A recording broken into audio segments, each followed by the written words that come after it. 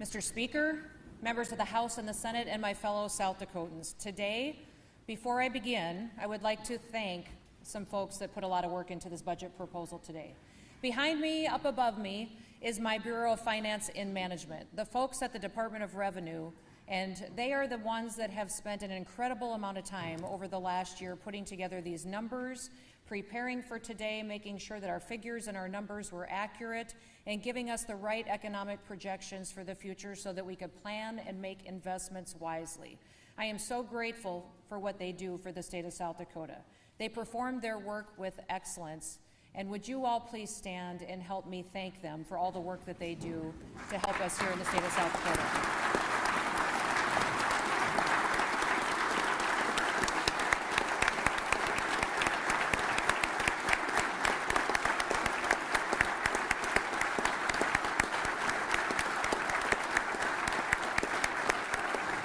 Thank you.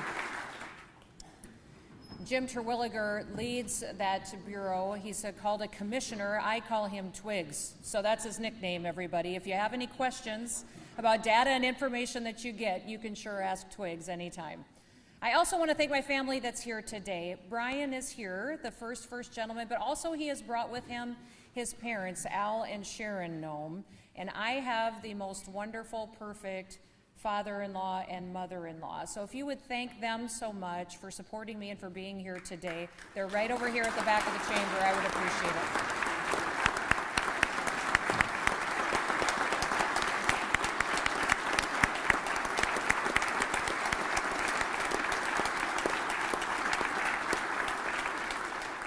Thank you. Now today I'm going to present my budget to you for consideration. And this budget will cover the remainder of fiscal year 2023 and all of fiscal year 2024. Before I discuss our future, I want to remind you of where we have been and how we stand financially today. The last 4 years, we have made South Dakota the strongest state in America. We lead the nation in almost every single economic metric. Our personal income growth is #1 in the country. And over the last year, both our new housing development and our new business applications have been the best in America. Our kids lead the nation in educational outcomes, and we are breaking tourism records year after year.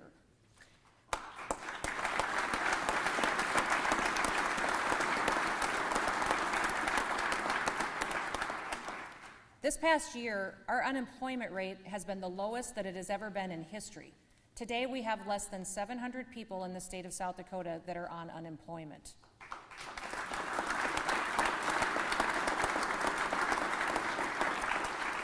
Our population is expanding at 10 times the national average, and I will continue to recruit freedom-loving Americans to come join us here in South Dakota, particularly those that can fill our high-demand job positions that we need. My budget today will help address a lot of those workforce challenges that we have as well. Now, South Dakota's government is small, but it's effective. While we've grown, we've also been fiscally responsible. We've had the best funded pension plan in the country. We continue to have a AAA credit rating, and we balance our budget.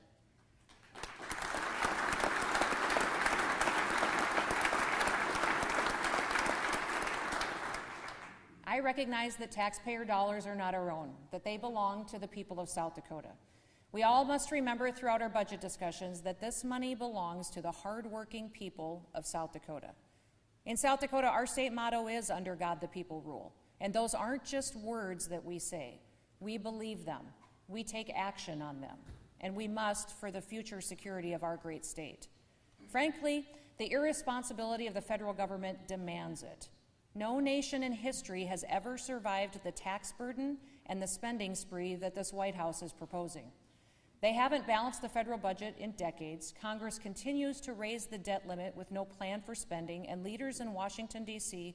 print money only to turn it into debt and go into debt with foreign entities that are our enemies. Then they declare that they must reach into the pockets of everyday Americans and grab more of their earnings to keep us safe, ensure law and order, and to subsidize programs designed to enslave families to government. We have seen the incredible power grab of these leaders the past few years. They have used unconstitutional actions and the enticement of more money to take unprecedented action, to make people more dependent, to make people weak and apathetic. It is irresponsible and it is wrong. That is not how we run our state. We make the hard decisions. We recognize that a limited government respects people and their dollars, and that's the best way to preserve the American dream for our children and for our grandchildren. We don't make decisions that only benefit us today. We look far into the future and we realize the ramifications of our decisions and make the hard choices so that future South Dakotans have the chance to grow up in a place of opportunity and freedom. Now, the nation is watching how this body makes decisions. That may not have been true 5 or 10 years ago. Whether you like it or not, people now know where South Dakota is. They see this state as a beacon of hope, a place of liberty. How you decide to govern, how you budget, and you communicate to our people will be watched. It will be evaluated, and it will be judged. Has your job gotten easier with more revenue? I would say no. It is much harder. We must be disciplined to protect our people from an expansion of government in our lives through new programs and subsidies. Let's not forget that government should be beholden to the people and not the other way around.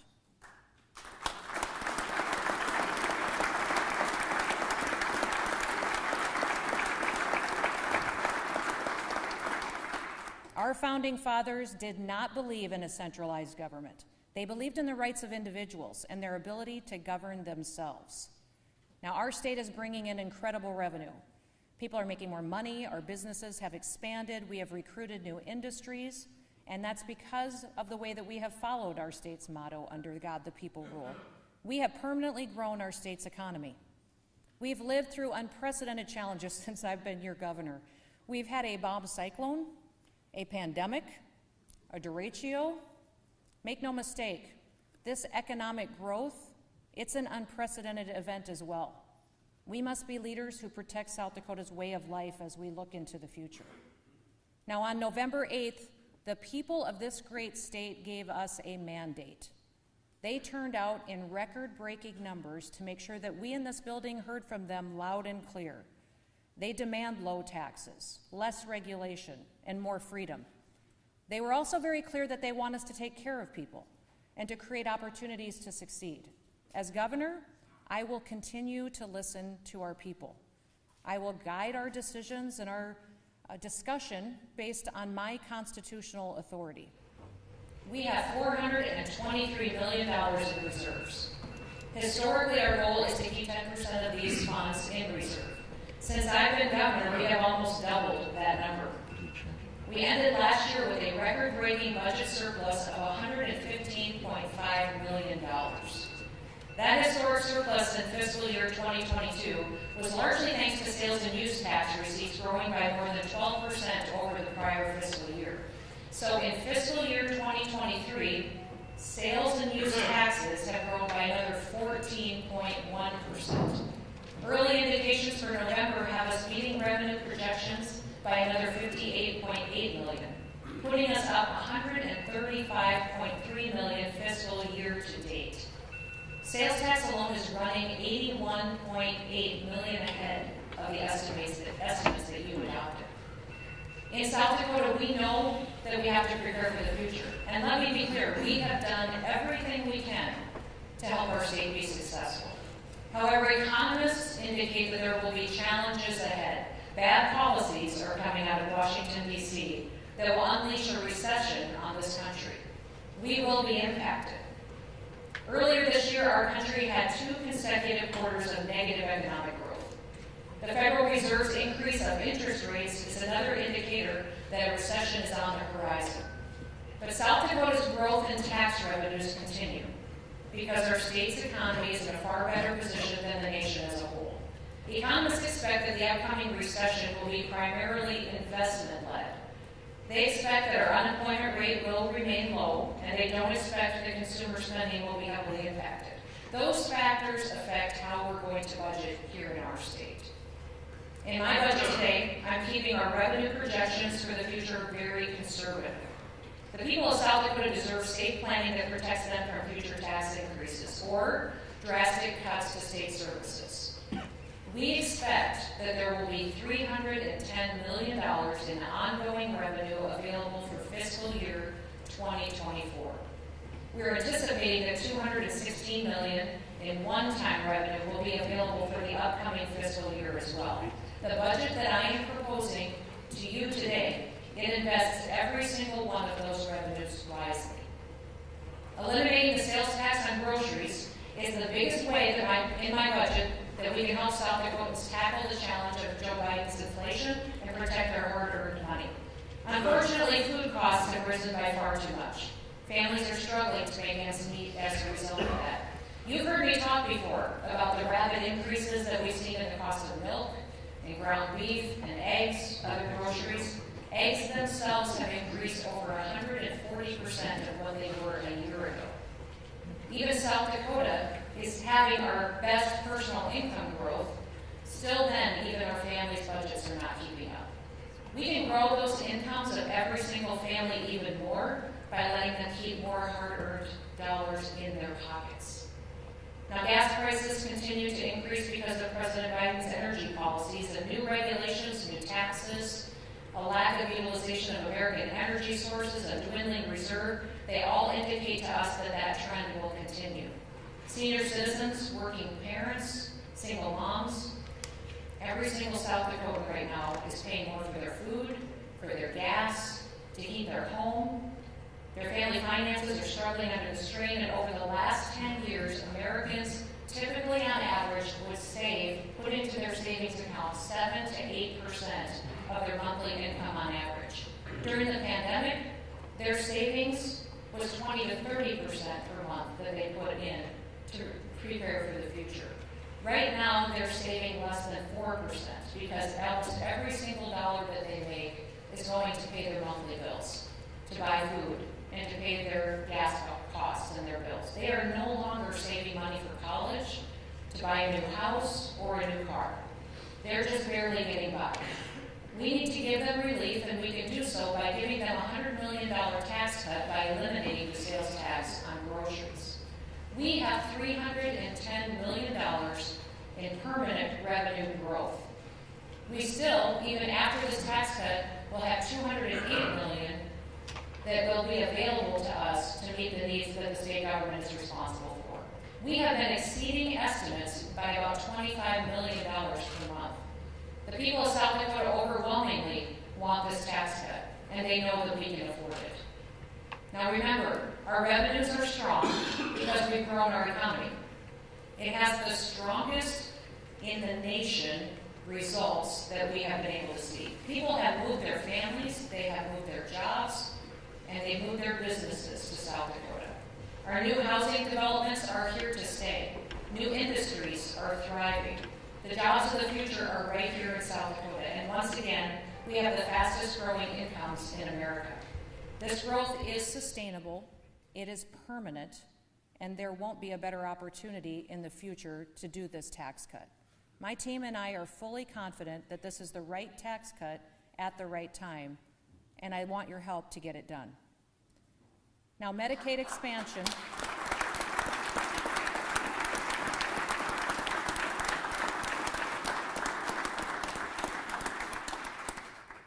Medicaid expansion passed on the ballot, and therefore it will be implemented.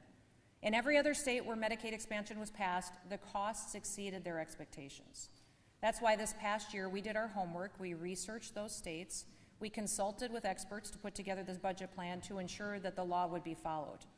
The federal government incentivizes states to implement Medicaid by subsidizing costs the first few years. After that, the burden is going to fall on the state. The first year, the cost for Medicaid expansion will be $66 million. The state's responsibility will be $13 million because the rest will be covered by the federal government. In the second year, the cost will be $70 million, and the state will pay $16 million of that.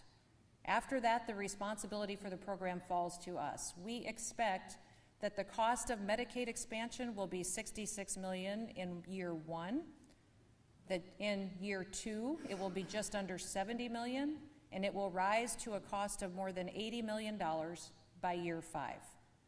Now, make no mistake, the expansion of Medicaid, as it was passed on the November ballot in South Dakota, is an expansion of a government program. It will give free health care to a population in our state that the majority of them are able-bodied single males. Our goal in policy should always be to give people the opportunity to have more freedom in health care options, not government-run programs. Let's keep that in mind in the coming days and give people the dignity and the responsive and responsible health care that they can control, not the government.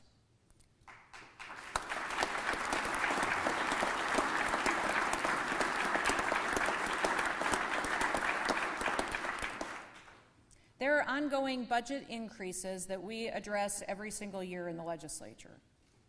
State statute requires that we address state aid to education, that we also take care of state employees and healthcare providers. This year, I am recommending a 5% increase for all three, which is almost double what is required by state statute. A few years back, the legislature, they created a process to establish a rate-setting methodology for health and human service providers. This would affect those services that are delivered by community-based providers. This methodology, it reflects a reasonable amount that we should pay for services that are provided. Now, unfortunately, as the cost of living has increased, reimbursement rates for many of these services have struggled to keep pace.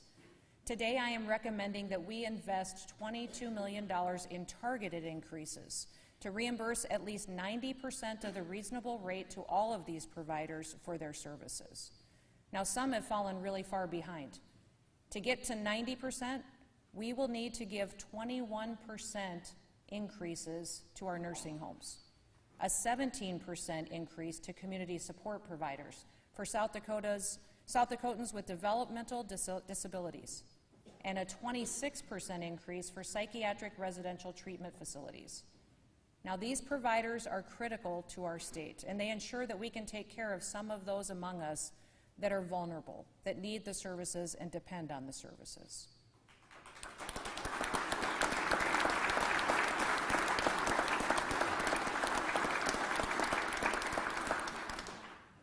We must address the fact that we are having a very difficult time also recruiting state employees.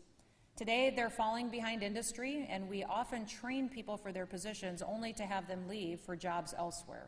My budget has $11 million in targeted pay increases for specific job areas and $11 million in added benefits to ensure that state government has the workforce that it needs to carry out the critical services that are necessary for us to fulfill those responsibilities.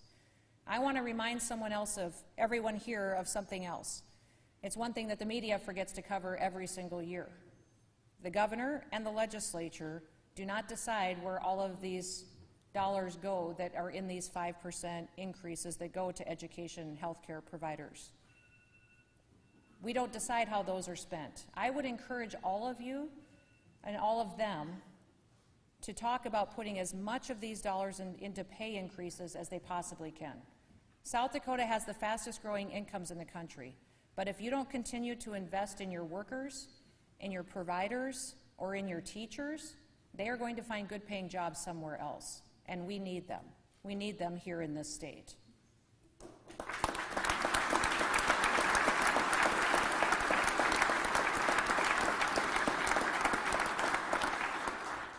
Because of President Biden's inflation, building projects that have already received your legislative approval are coming in far over budget. I'm recommending $25.6 million in one-time funding to finish these critical projects that we've already started. This request includes a $13 million increase for the State Public Health Lab, a $7 million increase to the Board of Regents projects that we completed and approved last year, and $6 million to the DEX, or the Dakota Events Complex at the State Fair. All of these projects have received your prior legislative approval, and they need to be completed.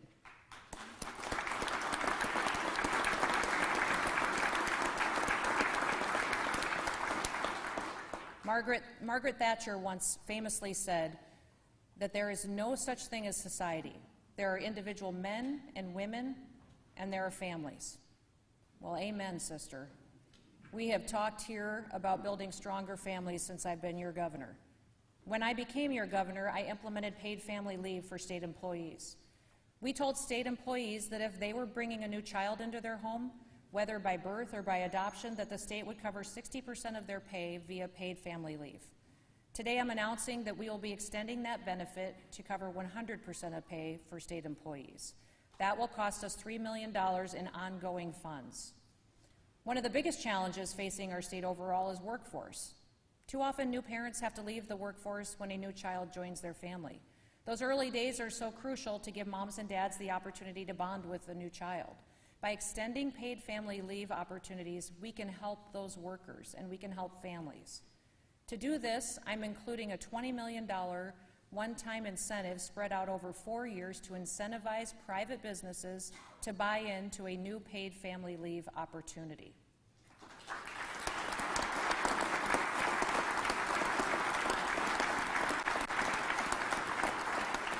We will also be supporting mothers and families through funding for adoption, for pregnancy and postpartum care for Medicaid patients.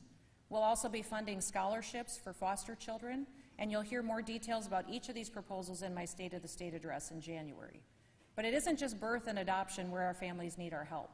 We can strengthen families by continuing to help them through some tough circumstances too. Over the last couple of years, you have helped invest in regional behavioral crisis centers. Too often when someone is experiencing a mental health crisis, they just end up in jail or in an emergency room. That isn't how we get people the help that they need. It isn't a responsible use of taxpayer dollars. These facilities will help these individuals get better care as soon as possible and much closer to home. We've built these facilities in communities across our state. You remember that 2 years ago, we funded facilities in Pennington County and in Watertown. Last year, you provided another $15 million to expand these regional facilities statewide. Well, you built the buildings, and now we need to fund the operations. My budget proposes $5.6 million in ongoing revenue to these regional facilities to get individuals the help that they need sooner than they are today. It will not only be better care, it will also be much more efficient, and it'll be much more cost-effective than what we're doing. The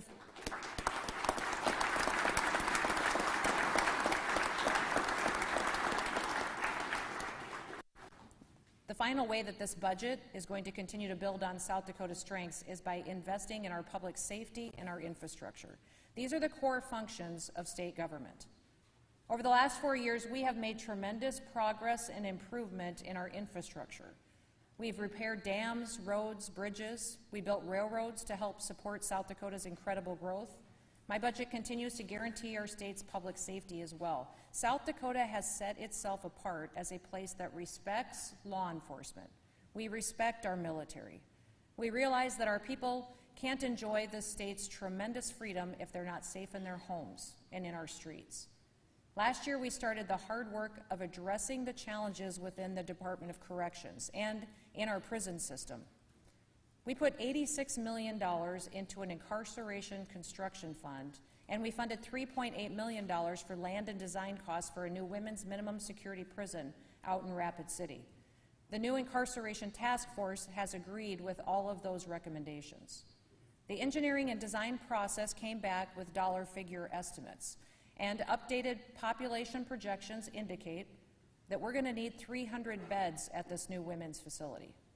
The cost estimate for construction is $200,000 per bed, or $60 million total. Now, we can cover this cost with the money that you set aside in the Incarceration Construction Fund. My budget reflects that. But we also need to address the state penitentiary. We know it's outdated, we know it's not compliant with ADA requirements, and it's overcrowded. It's been an issue not just this year, but long before I was your governor. I'm recommending that we take the same multi-year approach that you've taken with the women's prison in Rapid City. My budget includes $52 million in funding to purchase land and to conduct engineering and design for a new facility. $27 million of that will come from the remaining dollars that are in the Incarceration Construction Fund, and $25 million will be from one-time general funds. I'm recommending that we transfer excess funds that are above and beyond the traditional 10% in reserves and address the situation. You remember we talked about that when we put excess dollars at the 12% and 14% last year, that we needed to do so to prepare for this type of a build. We have to always been able to do what is our responsibility here in the state of South Dakota, but we also have a responsibility to not just build the prisons that we need to keep people safe and to do and care for them well while they are in our responsibility. We also need and have a responsibility to secure people's personal information. We can't do that with our current operational system that we're using in state government today. Our state's accounting and our software system is 35 years old. It's vulnerable to hackers and it is in danger of crashing in the future. Imagine using the same computer that you used 35 years ago. Many of you wouldn't even dream of it, yet our state is still doing that. Also, we have no backup for this outdated system, which is a major security system when it comes to people's personal information, and it comes with incredible liabilities as well. Think about all of our agencies and all the personal information that they are responsible to help secure for the people of South Dakota. For instance, the Department of Health and all the healthcare information that they hold for individuals. Think about social services and their casework. Think about child protective programs, to name a few. Now, we have and need technology systems that will ensure privacy for all of our citizens. Every single hour, our state servers encounter thousands of hacking attempts. We need a system that will ensure privacy for all of our citizens. It will take us 4 years and $70 million in one-time funding to replace this accounting system, but we have to get it done. We don't want to look back and wish that we had taken this threat seriously. My budget also provides one-time funding to upgrade the state's emergency alert system and to upgrade remaining state radio infrastructure to support our law enforcement. Now, they are our heroes, but they have to have the tools and the equipment that they need to continue to serve our state.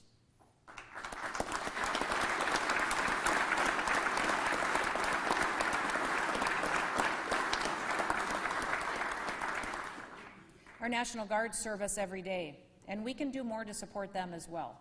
Currently, the state covers 50% of tuition if a Guard member attends a Board of Regents institution. We cover about 80% of tuition if they attend one of our state technical colleges. I want to take both of those numbers to 100%. We should fully support the men and women of our National Guard as they pursue their education and they serve our state and our country.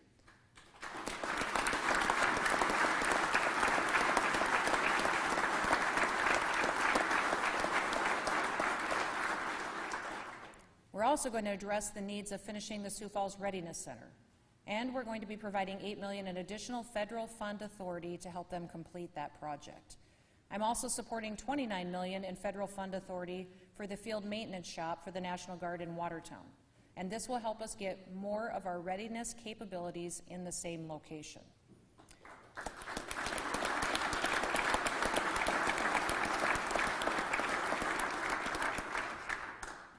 Now, I love South Dakota. It is a beacon of hope for the rest of the nation, for what is possible when you follow conservative principles and fiscal responsibility. We have become a success story because we keep government limited and we live within our means. Our blessings don't just happen to us. Oh yes, God is good all the time, all the time.